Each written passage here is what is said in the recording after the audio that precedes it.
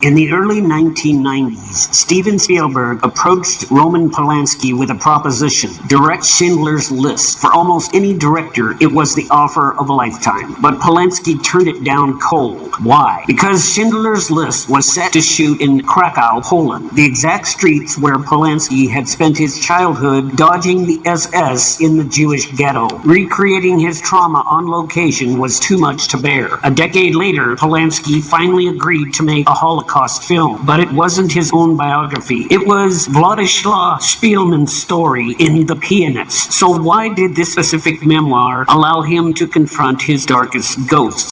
To understand The Pianist, you have to understand Polanski's childhood. Born in Paris, his family moved back to Poland right before World War II. When the Nazi occupation began, his family was forced into Krakow ghetto. His mother was taken and murdered in Auschwitz. His father managed to push 6-year-old Roman through a barbed wire fence just before being deported himself. Polanski spent the remainder of the war surviving in the Polish countryside under assumed names, sheltered by Catholic families living in constant fear of exposure. Survival wasn't heroic. It was a series of chaotic, absurdly lucky rolls of the dice.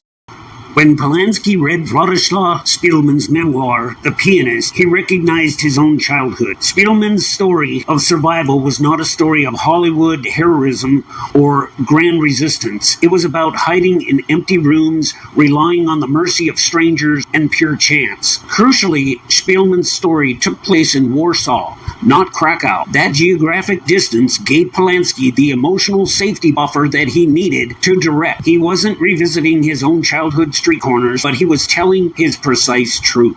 Because Polanski lived it, The Pianist feels distinctly different from other Holocaust dramas. Polanski directed with a matter-of-fact, almost unsentimental objectivity. There are no soaring orchestral cues during moments of execution. Violence happens suddenly, randomly, and quietly.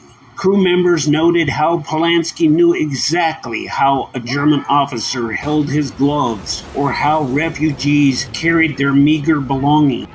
The Pianist went on to win 3 Academy Awards, including Best Director for Polanski. It was the definitive artistic statement of his life, a film where personal memory merged seamlessly with history. By telling Spielman's story, Polanski finally bore witness to the world he lost as a boy.